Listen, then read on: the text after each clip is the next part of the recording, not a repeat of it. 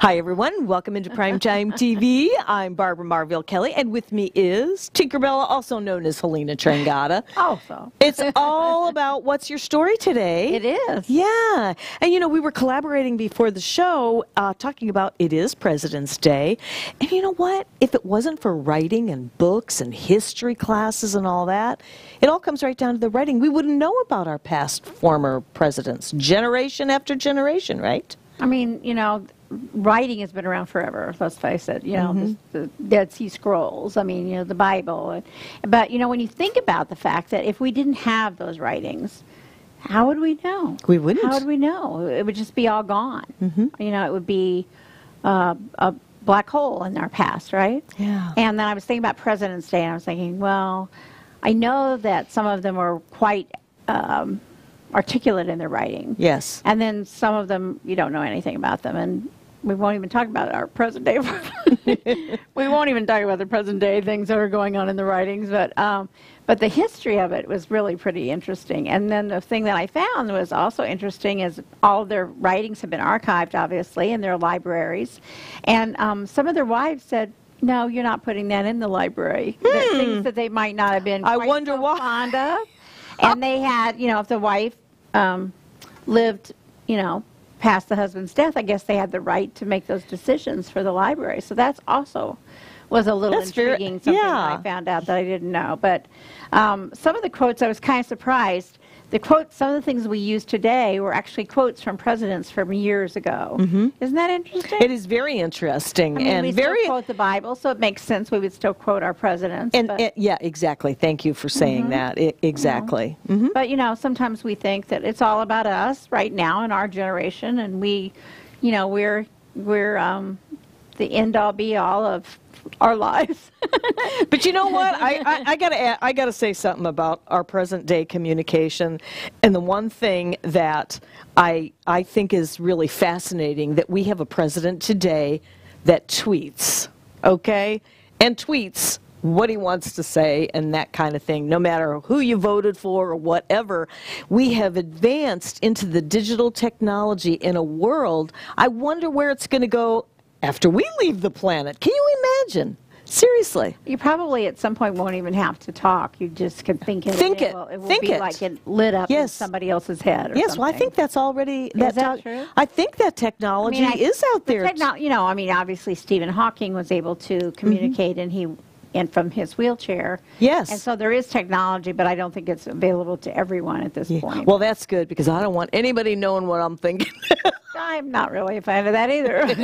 It's some other kind of tracking John's telling me, because eye tracking, is that what it is? Eye tracking. Oh, that's interesting. So supposedly he could look at an eye chart at, you know, a alphabet, and he could look at A, and it would somehow get translated. There was an A on there. And then some of them actually, for children, some of them actually have toys and things that they can, you know, specify, like a bird or a ball or whatever, that their children can do that. But getting back to good old-fashioned writing, you know, it really, in fact, just before the show, John had brought up to me, we're back to hieroglyphics today. Isn't that interesting? It is so interesting. I never thought about that with emojis, right? And it's crazy. But and I don't see emojis going away either. Oh, I don't either. I do have fun with them. But I really do see that they're kind of here to stay. I mean, maybe we went from, I mean, just think about how many years ago hieroglyphics were. That's a long time. That's a long time. So really the pendulum has swung way back there. I know. History repeats itself, right? Right. For some reason.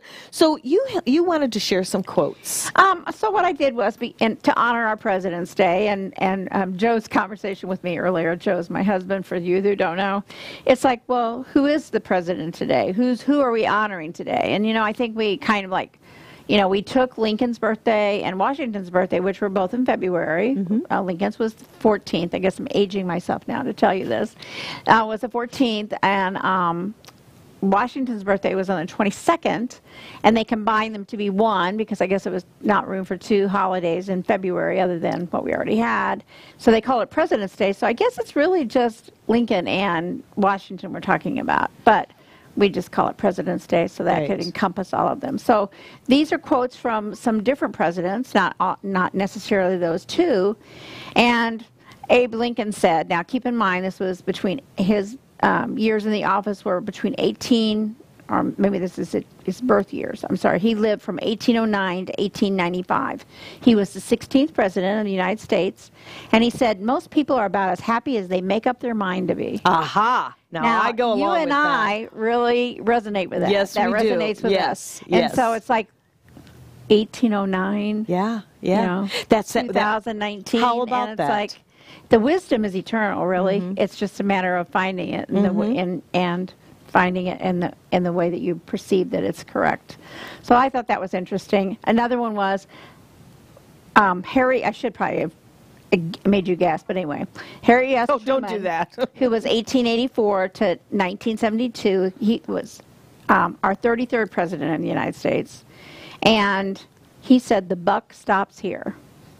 So it should stop with the president, shouldn't it? The buck stops here. But, you know, we've used that 100 times in organizations and baseball, you know, and I mean, I've heard it used in a number of places. The buck stops here. Who would think that that president is who got the credit for it? JFK, which is one of my favorites as far as quotes go, and the man that he was. He was born in 1917, and he died, as most of us remember, in 1963. Change is the law of life, and those who look only to the past or to the present are sure to miss the future. There's so much truth in that. There really, really, because change happens every day. It does. And I know there's, you know, times where we don't like change, you know, and maybe we may not agree with change, but change is, that's the one thing my former father-in-law always said to me is, just remember, change is constant. It's constant. I mean, from one minute to the next, it's constant.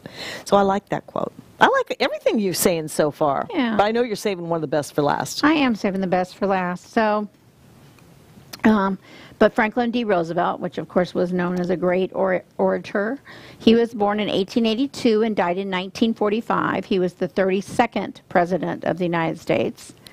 So this is kind of a long one.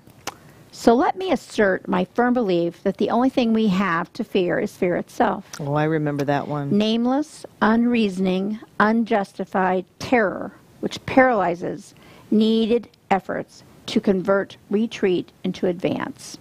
Now, obviously we were war during that time, but we've used that term, the only thing to fear is fear itself. I mean, I probably used that 100 times in a year. You know, I might use that 100 times in a year. But then when that's the way it started, and then the fact that he continued into nameless, unreasoning, unjustified terror. And you think about wartime, and that really makes you, you know, I felt it in my gut, which paralyzes needed efforts to convert retreat into advance. So, you know, we all want to retreat in fear, right? I mean, it kind of gives you that pause, that step back. Like, what are we doing He's saying, you know, we've got to go in advance when we're actually in fear. And that was very powerful, I thought. Very powerful. And as life coaches, you know, the acronym for fear is false evidence appearing real in today's times when we are trying to escape that, whatever it is that's going on with each of us. But, you know, in the show today, what we're talking about, too, is what is your story with you having published many, many books, including your husband's. And we've talked about this before.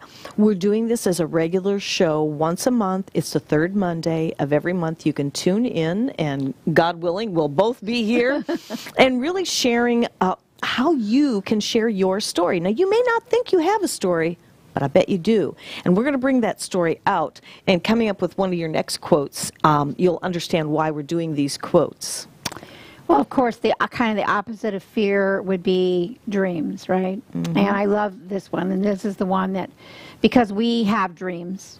I mean, you have a dream to do your book. I mean, we have all kinds of dreams, but one of the dreams that I know you have is to complete your books. You've got lots of writings, so to put those together and actually publish that book, and it's something that you've been doing for a while, and some people don't complete it because of the fear. You know, what fear comes to mind when we think about that? I did have that fear in the beginning, only because I was encouraged when I was at HSN, the Home Shopping Network, by my viewers to write a book. And it started out with Chasing Rainbows of the Heart. And it grew from Which is there. why I wore my little rainbow necklace today for See? Barb. Chasing Rainbows. And thank you for that. Well, I mean, you don't know where you're going with it, but I just feel like all the downloads from the good Lord in why I'm supposed to be doing this and what my driving force was, it pulled that fear away, and it went more for purpose. What's my purpose? What's my purpose? What's my mission? Advancing. What, I mean, exactly. According to what the quote said, you're actually advancing through that fear. Yes, yes. But a lot of people are stopped. The fear stops them, you know. And so our final quote, which we're going to kind of talk about more in the next segment, is by Woodrow Wilson.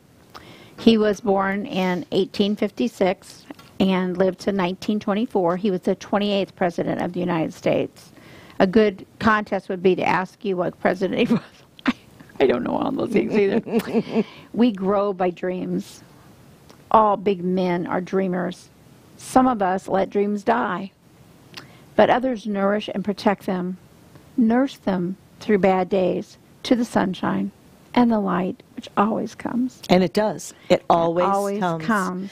And I love that, because the fact that we, as coaches, we are always about living your dreams, encouraging our clients to live their dreams, because so many of us, especially women, you know, we've been, you know, women start off with dreams and then they go into their childbearing years, and then it becomes about the child's dreams and the child's schooling and the child, what does the child want and how do we get the child there? And somewhere along the line, we just think that we don't have time for our dreams. So we put them on the back shelf. Many of us have put them on the back shelf.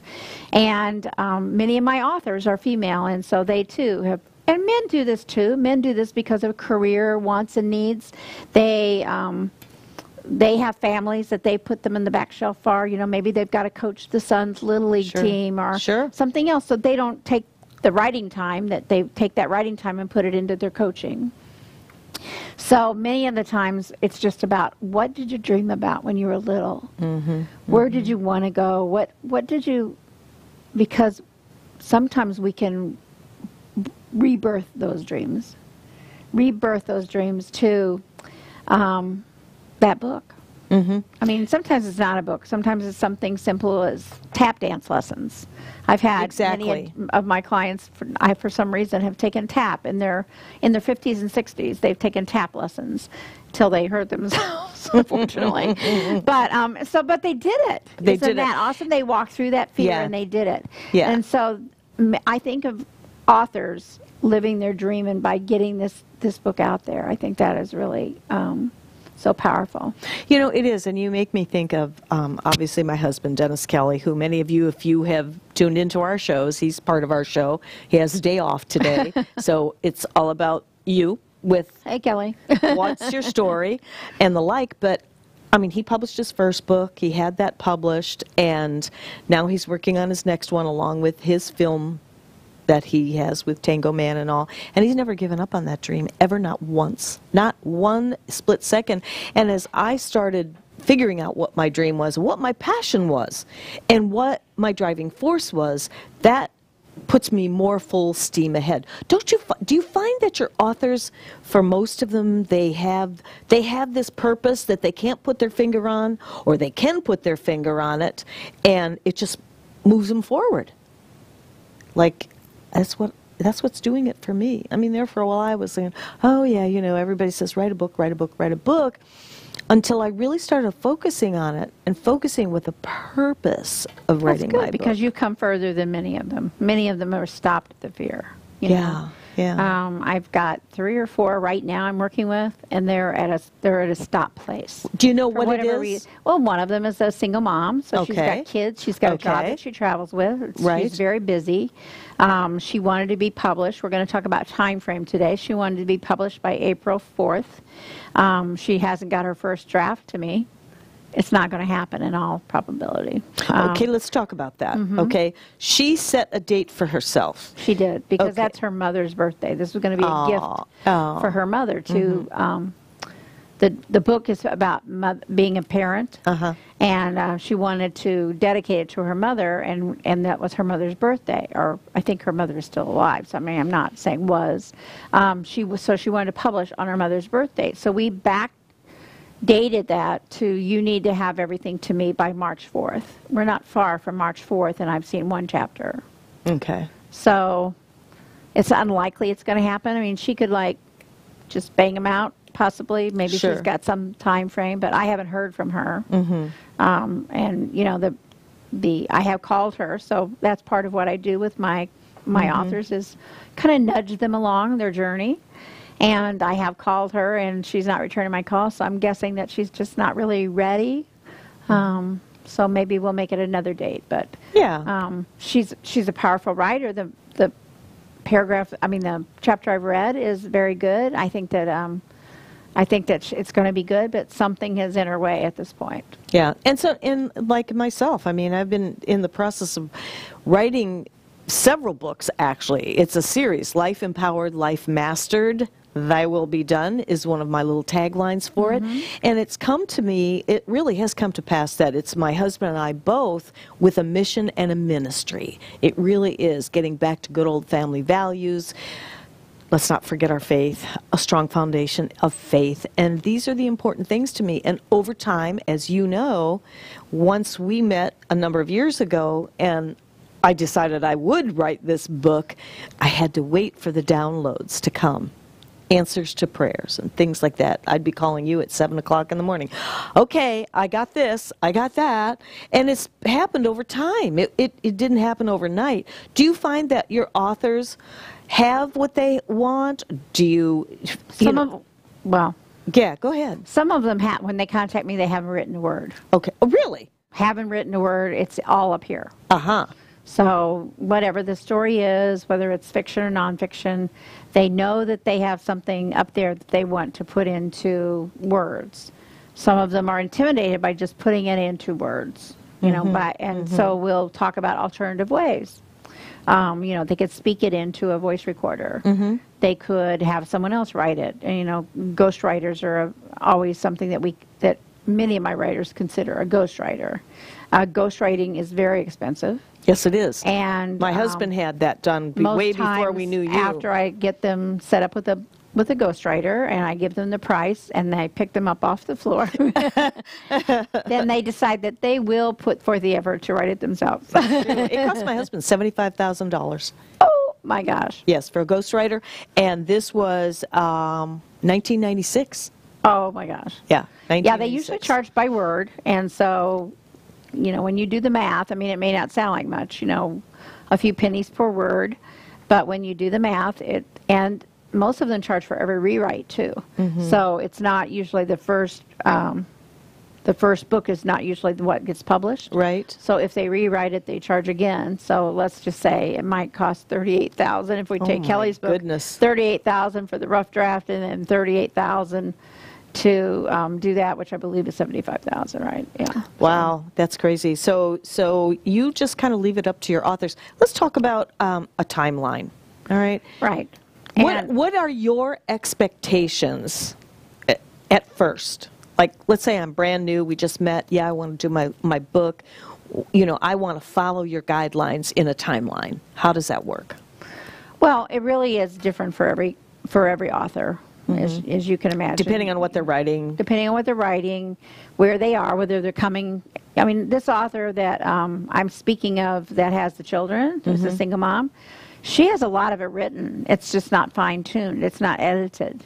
So she does have a lot of it written. So there again, I do the interview with the client so that we can see where they're coming from. What are their needs? Okay. Because their needs is how I base my fees.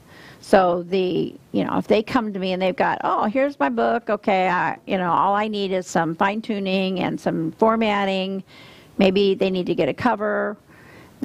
There's going to be a lot less work for me with that book, in all probability, than someone who comes and says it's up here. Exactly. So the time frame can vary given those scenarios. So, Sure. But if you come to me, and let me use Nancy, who we had spoke about earlier. Nancy, it would have been very doable. She came to me in probably December 15th, said, I want to do this. She sent me her first chapter because I need to look to see that I can work with them. See, it's something that I want to work with as well. Just because I like Nancy doesn't mean that I feel like she's capable of writing a book. Everybody's capable of writing a book, but, you know, I want to put my name on something that's well done. And so I saw that her writing was well done. I thought that it had a market. And we talk about all those things when we're doing the consultation and the ongoing services. We talk about what their market is. You know, I've had people who have brought me children's books, but they can't tell me the age that the demographic would be for their children's book. So we have to find that out before we can even go further. I see. But Nancy knew all that. She's a really astute woman. And so after I looked at her first chapter, I was like, this is very doable. This is something that I could work with. I could be proud of. She could be proud of. We could go further. Then we had to talk about when, you know, backdating it. Okay. So the idea of taking it from January to publishing in April 4th was very doable without any distractions, obviously. And that was from December what date? Let's just say December 20th. I don't know the exact date. Okay. Yeah. So that's January, February, March. So with 3 months. 3 months, yeah? 3 months, because she has a large part of it written. Okay. It's just a matter of reformatting, kind of changing it around. But that's my timeline, you know, to get it done. That's my timeline. I could get this done for her without a problem if I had the everything ready by March 4th. Okay. And probably even less than that, but I like to overpromise and underdeliver. So, I mean, it might be done by March 17th or something, but I still would like to have that month to be able to, you know, because you never know what's going to happen. You know? Right. So, for me to have it, look the formatting, you know, we'd have everything in place to go. I mean, I might say, you know, could promise her it'd be done in 3 days, but I just don't want to do that. So, yeah. So that's why we backed it all up. And there was also payments, because she was making payments. So she would be able to make the final payment in April. Okay. And that's good to know. So you don't give a fee that has to be all paid at once? No, usually it's 50% to start, 50% before the book is published. Okay. So she was going to be able to make that last 50% on April 4th or, you know, 3rd or whatever. So I see. Well, I worked with her schedule as well as with payments and with her working. Like I said, she could be, you know, she could have it all written and just, I could have it on email in 5 minutes. You know, if she's listening, Nancy, you go right ahead and send it to me, girl. For sure. And you never know, if you are one of Helena's authors, you may end up on this show as a promotion to your book. So, that's right. And that can be major. And it can be a great marketing tool that is just very affordable. So included with your package, it could be something that's very doable for you as well. And the other thing that I wanted to ask you, going back in all of this, so you give them a fee and you go ahead and have that interview with them to see where you're both at. Right, because to see that there's a match. Because almost every customer has different needs. Okay. You know, every client that I talk to, I mean, it's not really a one-size-fits-all. And so then after we have that conversation, I give them a fee.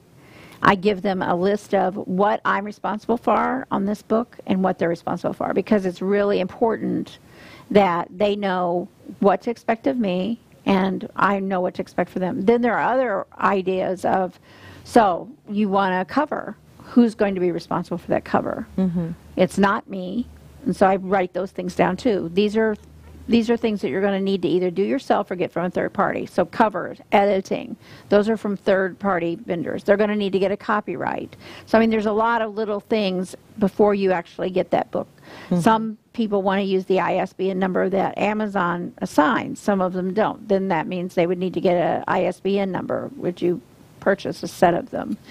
So all of those things are, you know, set aside in the document that they get that says, this is what I'm responsible for, this is what you're responsible for, and these are things that you need to find someone to be responsible for. Okay. Because, you know, I don't know necessarily from our first meeting, I don't know necessarily that they're going to make their own cover or not. Okay. I don't know whether they're going to do their own PR or not. I don't know. You know, there's a lot of unknowns because you can only talk for about so many points. Sure. So this gives us talking points to go further. That makes sense. That makes a whole lot of sense.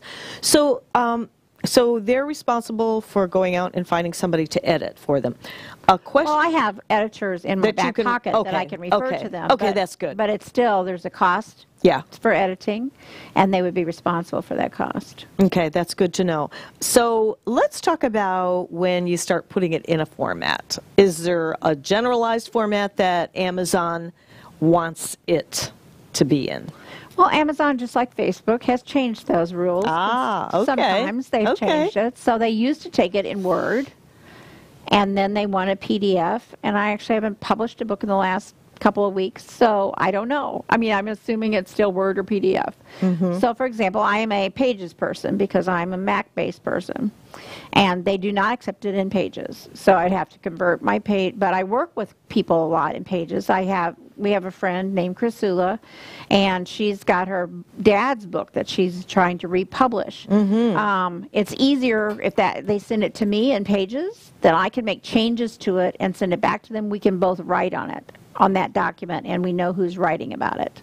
And she can accept those changes or not. Now, but once it's ready to go, it's either going to be in a Word format or just a PDF format before Amazon will accept it. Okay, that's good. That's good to know.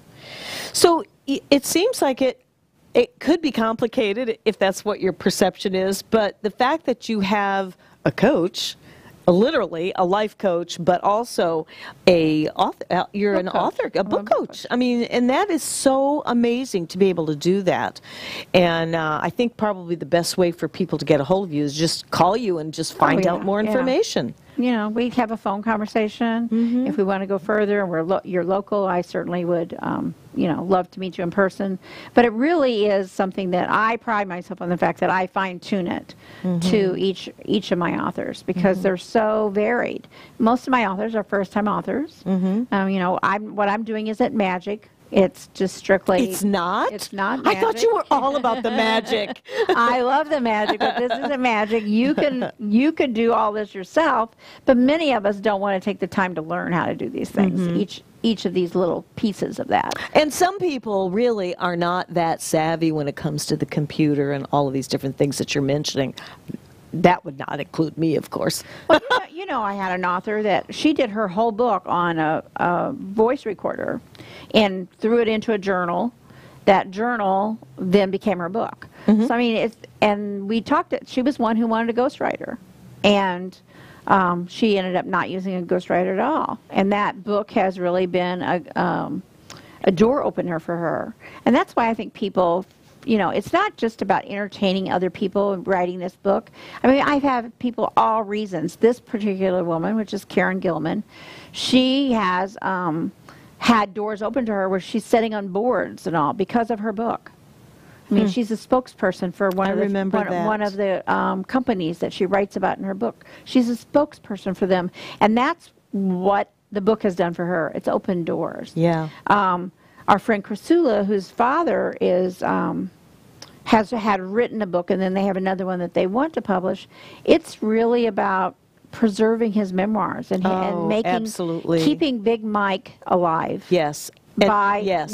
With his books, and not just for their generation, but for the upcoming generations.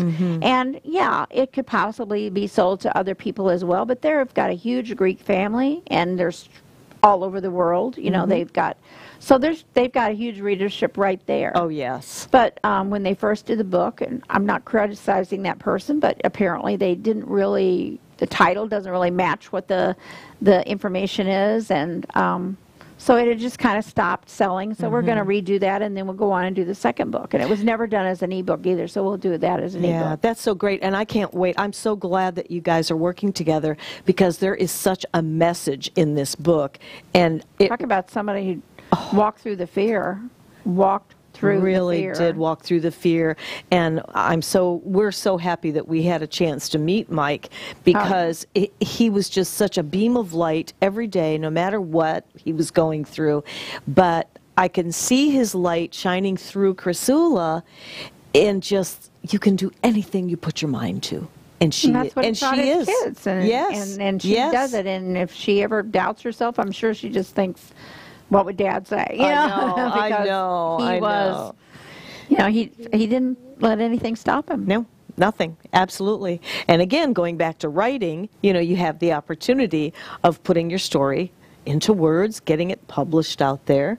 And I'm glad that you did say that it can open doors for you. And if you ever stop to think, going to any type of lecture, if you're going to any kind of seminars or workshops or what, I can speak to that as my own testimonial.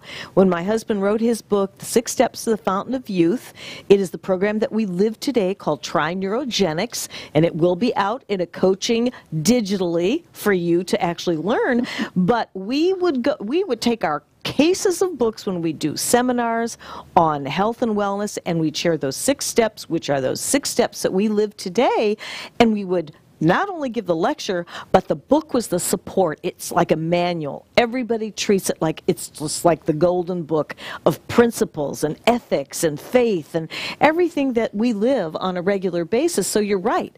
It did open doors for my husband way back starting in 1996. Well, there are actually people who will not even consider you for a speaking engagement if you don't have a book right now. I mean, you know, that's really, if you're good enough to be on the speaker circuit, you need a book. I agree. And then the other part of it is that, you know, I try to keep up with the trends, because as an author, you're out there speaking, you're doing your life, and you don't have time to keep up with the trends.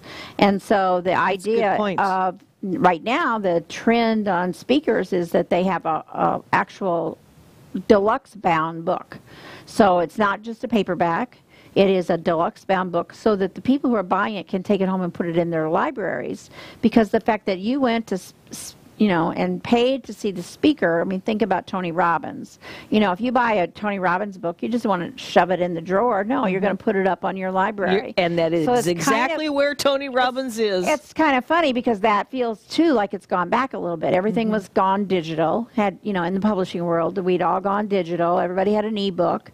A lot of people weren't even publishing their books in a hard copy at all. So then they would publish to paper, paperback books. But the speaker circuit now, a lot of those people are getting not necessarily leather bound, but a deluxe edition book, which they sell for probably twice as much money. Oh, sure. At their speaking engagements. It's interesting. And I don't know if you've seen them, but I've gone to conventions, cared very little for the speaker, but when I walk out in the hallway, even though I might not have cared for the speaker at all, there are lines out the door to get that book. Lines out the door.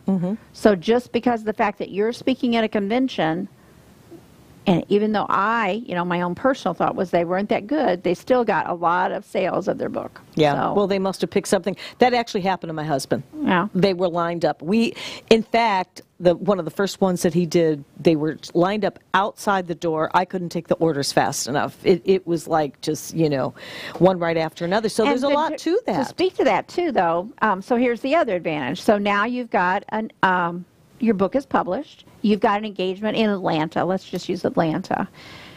Well, we used to have to schlep those books to Atlanta. And now, just easy. You just order them to have them shipped to your hotel in Atlanta or to the convention center in Atlanta. And there they are when you get there. It's wonderful. Hopefully, they'll be there. No, but it really works well. I mean, yeah, it really works well. It is good. And the price on quantity 1 and the price on quantity 1,000 is basically the same. Isn't that something? So because when Joe first published his book, I think he had to order a minimum of 100 to get a decent price. And then you just have to hope that they sell, you know, and then order another 100 or whatever. But now you can order quantity 1. You order 1 usually and proof it, and have, you know, order 5 of them and have all of your friends proof it, and then before you start ordering hundreds of them. But that's really so much nicer. The print on demand is very advantageous for some. And there again, if someone is speaking in Atlanta and then they're going across and speaking in St. Louis, and then they're coming back and they're speaking in Louisiana, you send 100 here, 100 here, 100 here. You don't have to be so carrying you just all show those. up Do your thing and sell the books in conjunction with and what I you've don't know learned. the number you want to get. Obviously, that's up to what your audience is. But the idea of it is that you can sell those hard copy books for more money than you can sell the digital book, because almost always the digital book is less. And the fact that they're print on demand and can be shipped to wherever you're going to be using them. Now, when you're saying digital, the digital ebooks? The digital ebooks are usually less than the hard copy books. Right. Okay. Right. And do I understand you for, as far as speakers, the hardbound? What about the paperback? Where does that fit in today for any author, upcoming author? Well, the paperbacks are nicer than what you might think of paperback is. I mean, they're very nice, and probably if you're not on a speaker circuit, that would probably be the limit of what you would do. Probably fiction authors, they would do paperbacks. Mm-hmm. I don't see any fiction people doing the special edition because they're not really collectible. Most people, I'm just speaking for myself. Mm-hmm. I read a fiction book, I'm done with it. I almost never read a fiction book again. Mm-hmm. I mean, Gone with the Wind maybe, but you know what I mean, not on a regular book. Well, that's good to know. There are still people who want to read a hard Sure. book, Sure. actual book. Sure, it's They want to hold something it in their hand. about it. They want to Yes. hold it in their hand. And I'm actually, I'm listening to an Audible book right now, and it's on brain health. So it's very techy and complicated at some points. And like at some point, I just kind of zone out. I've got the Audible going in my ear, and then I'm thinking, if I had a book, I could go to the book and highlight it. Yes. And of course, Amazon owns Audible, so you could go back, and I think I might have the digital one, but it's still not as good as having the one where you could actually, because he says so many things and there's so much information coming forth. Right. It's like I'm going to forget it. Yes. Or I had to stop today. I was listening to it. I was in overwhelm. I was like trying to clean and listen to an Audible book on brain health. It was like, So everybody has their choices, right? You know, Right. it's whatever suits well, your but fancy. then the other part of that is, so you're a new author. You want to have your book available in all these formats. Mm-hmm. Mm-hmm. You want to have them available in all these formats. So the other thing we talk about that, with the author. Mm-hmm. We talk about their social media needs and how to actually get that in place before the book is even ready, because that's important. Mm-hmm. Very important to be able to sell that on social media and let people know it's coming, engage people about that. Mm-hmm. And then the idea is to go further with podcasts and all those things. This could really build someone's business. Mm-hmm. If you're talking on, we have a friend, Mona, who is a minister, and this will give her a lot of flexibility, adding to her income. Yes. When she gets her book complete. Yes, I agree. It just makes a whole lot of sense, because any of the seminars or workshops that we've ever gone to, we want the book, because like you say, you get something in your hands, and if you're like us and you like to still do your highlighting, it's like right there, and that way, if something triggers you, you can go right back to it and go right to it. I do that with my daily devotionals called Jesus Always. It's a small little hardcover book. I don't highlight it because I don't want to mess it up, but what I will do is put an old-fashioned index card in there, and I'll put the quote, because I'll use that in either my coaching or just seems like I coach every day. Right? Yeah, I know you do too. I mean, we're just always coaching.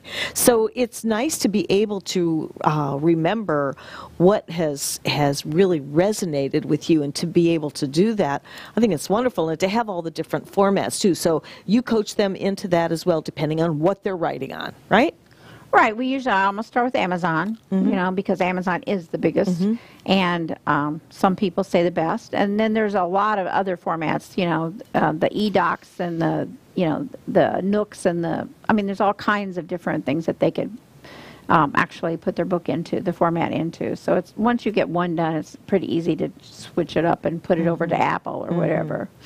I'm going to switch gears here just a little bit. What about people that feel like they have a need to share a story that can be a very fragile story, maybe within the family? And you know who I'm talking about, without raising any awareness or mentioning any names. Have you found that can create that fear factor that we've talked about, and some resistance in getting a story out? Well, yes. I mean, I actually had an author who wrote her whole book and used a pen name. She had a huge amount of social media following. The book was about her husband who had been abusive. They lived in a small town in the South. So she ended up leaving the husband, and then the husband died. So what happened was no one knew he was abusive. And so she didn't feel like she could release this book, even though he had died, because she didn't think they would believe her. And when she did tell a few people, they kind of painted her as the bad lady in the scenario, you know, what we call the bad lady. And so she, although it had been written under a pen name, she felt very uncomfortable with it in the long run. So it was published, and she ended up taking it off the market. Really? She said until she could take it, till she could put it in her own name, that she felt like that she was living a lie. Plus, the other part of it was rewriting about the abuse from her former husband. Digs it up again. It dug it up and actually threw her into some medical insecurities. And so those two things just made her, you know, and the other part of it was, there again, people come to me and they say they want a book, and I ask them why they want to write a book. And if the first thing out of their mouth is ever money, I just say to them, no. Because there's millions of books published per year, probably 500,000 published. I think it's not quite 500,000, but close to 500,000 published per day. So therefore, you know, you've got to have something special to make a lot of money with your book. There are ways that can make it more profitable, obviously. Part of it is allowing people to know that it's out there. You just can't. It's like any other product, like these glasses. I can't just sell these glasses every day, push glasses, push glasses. I've got to talk about these glasses and why are they special and why do it, you know, we all know that from sales. But you have to keep in mind that many authors aren't salespeople. So you've got to tell them that they've got to connect with their audience. They need to build a relationship. Well, she had built this great relationship, but when people read her book, and they, you know, they were all saying, "Oh, we can't wait to get your book," but it was so overwhelmingly sad, and it was a dark subject, and so she didn't get the sales she wanted, and that was also disturbing to her. I see. So I see. But don't you think that some people just want to get a message out to in a more productive way? Like that's what I'm trying to do with mine, and whatever craziness that has gone on in my life, I was trying to find some kind of humor in it. Do you know what I mean?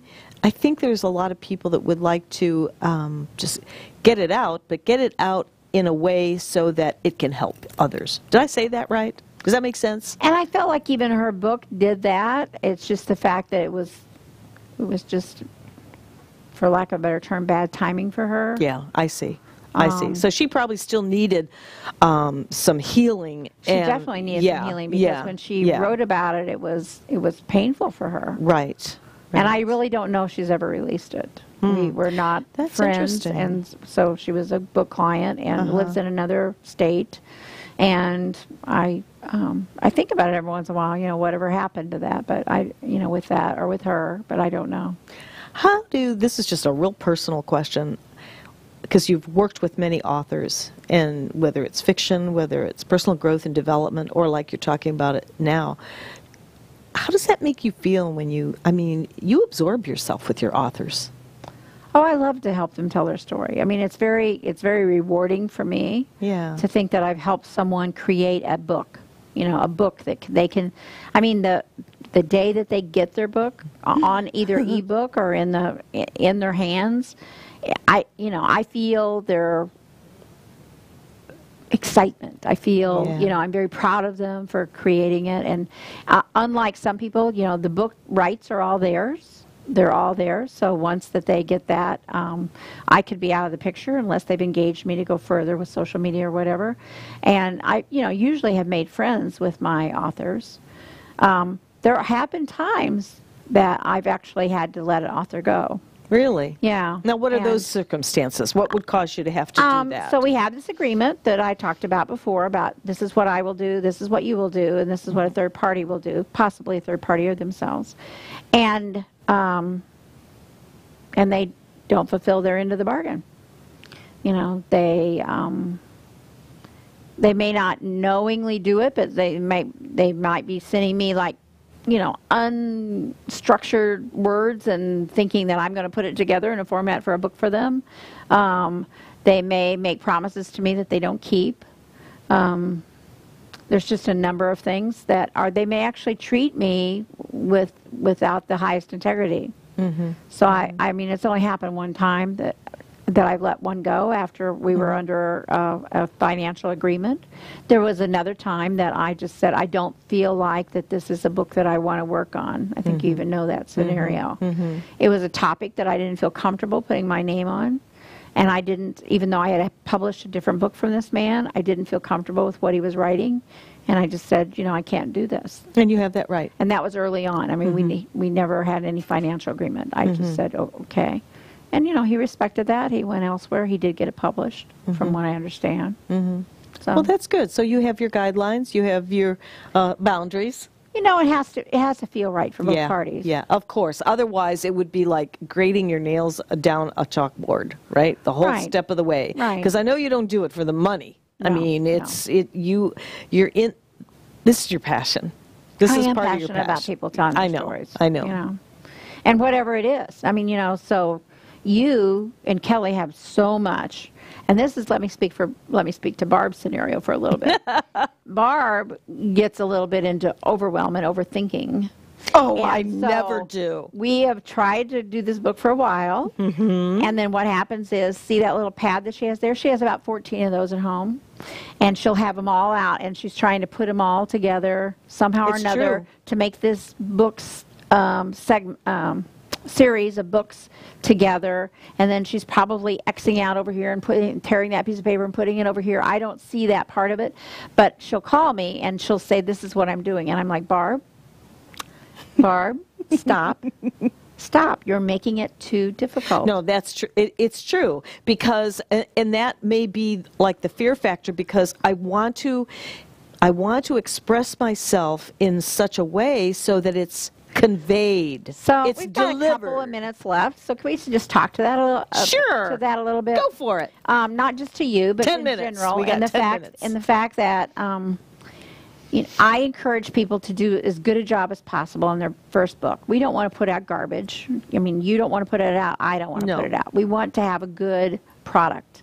But there comes a point, in editing a book, an author can edit a book 5 times, 12 times. It's never enough. Sure.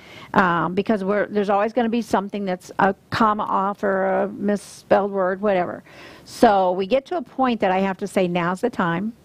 We're going to publish. We publish it. We don't let everybody know about it. We publish it. Then I say, send this to 5 of your closest friends and ask them to read it and find any errors in it. It's very easy to fix. It's very easy to fix. It's usually less than 24 hours. Once I get the feedback that, on page 17 there was this, and on page 29 there's this. It's very easy to go and fix those little things. And they might even say, well, I don't understand chapter 12. And maybe there needs to be a rewrite with it. But the point is, once we have all those fixes, it can be fixed within 24 hours. I mean, that's really awesome. Once I have it in my hand, I put it onto Amazon. Amazon's the one that says it could take up to 24 hours. Mm-hmm. And then you've got a much better product, and it's done. And it can be fixed again and again. Right. But that should make you feel more confident. Mm-hmm. It should make you feel, as an author, more confident. Yes. Because you've got 5 sets of eyes on it. Yes, you've edited 20 times, and you've had Kelly read it, and you've had your sister read it, or whomever. Sure. And I've read it. I would never put anything out I hadn't read. But there's going to be something that's just a little bit off in almost every book. And I always go to ebook first. And the reason I go to ebook first is because if you make the ebook perfect, guess what? The hard copy is going to be perfect. Gotcha. And you're paying for that. I mean, there's a lot more cost to the to do the hard copy than there is to this. Sure. So you want to make sure that you get it right. I mean, we did one, and I don't know how many copies we ordered, maybe 100, maybe less, but we had a little issue with our editor. She wanted credit, and there again, this is all trends and what's happening in Sure. e-publishing. Because of the way that Amazon will give you a preview of a book up front, you don't want all your editor credits and everything up front, because then they're not seeing the book, they're just seeing your editor credits or whatever. And our editor wanted so the trend was everybody moved their credits to the back of the book. So she didn't like that. My editor, it's actually for Joe's book, the editor did not like being in the back of the book. So I said, well, when we reprint, I will move, because I had taken the ebook and just sent it right to hard copy. I will move that to the front of the book, because of the hard copy book, it'll be different. And so I did that to make my editor happy. Oh, see that? So Yeah. you're flexible that way too. And but you also have a story behind why you're doing things, and that makes a lot of sense Right. too. Well, in Mike's book, for example, and I haven't seen it online per se, but I've seen it, the PDF that went online. It never says who the author is. I mean, I've got a title page with no author on it. Wow. So I don't know why that happened or how that happened, Yeah. but there's no author page. I mean, there's no author right there. I mean, on a title page, there should be an author. That's pretty interesting. Yeah, but it's just fluky. Yeah, fluky. yeah. But I think you enjoy working with the different, because there's no two books alike, right? Oh, absolutely not. It's like every day is a different day. And some of them are very short. Some of them are much longer. That's something I wanted to ask you about. For somebody, well, I guess it depends on what the content's going to be in your book as to how many pages, right? Oh, absolutely. But, Yeah. And the trend, and we've talked about this too, the trend is short books, little mini books. Yes. Mini books that you sell for approximately $1 to $2, so that's the digital price of them. And the idea is, if you do, let's just say you do 4 mini books, and let's talk about health. So you've got one about food and nutrition, and you've got one about supplements, and you've got one about weight loss, and what's the other one about, Barb? Throw it out to me. Exercise. Exercise, So you've yeah. got 4 little mini books. Right. At some point, you will put those all together, and you will have a larger book. But in the meantime, don't let it stop you. Go ahead and start with the first mini book, and then sell it for because now you can say, I'm an author. I am an author. Are you an author, Barb? I am an author, yes, absolutely. And so she's an author, and she's going to be published. When are you going to be published, Barb? I don't know. Let's have a little coaching here. Let's see. Okay. Let's see. This is February. How long have I been procrastinating with this? Too long. Exactly. Exactly. So realistically, and I say this every year, I'm going to have this done by the first of the year. Would I like to have it done sooner than that? Yes, and it requires. No, that's too long. It does. Well, society requires that. My family requires it. Other families require it. But you've already been working And on it for a while. I have. Let's think mini book. So mini book is where I need to go ahead and start out with, and there's a lot of topics. Because we're going to put this on air. What day are we going to have this done? Okay, so let's see. What? He goes, John's coaching me in the background. What do you think, John? Do you think it should be sooner than later? What? He's saying May 1st. May 1st. Can you do that, Barb? 2021, he says. No. John. No. John.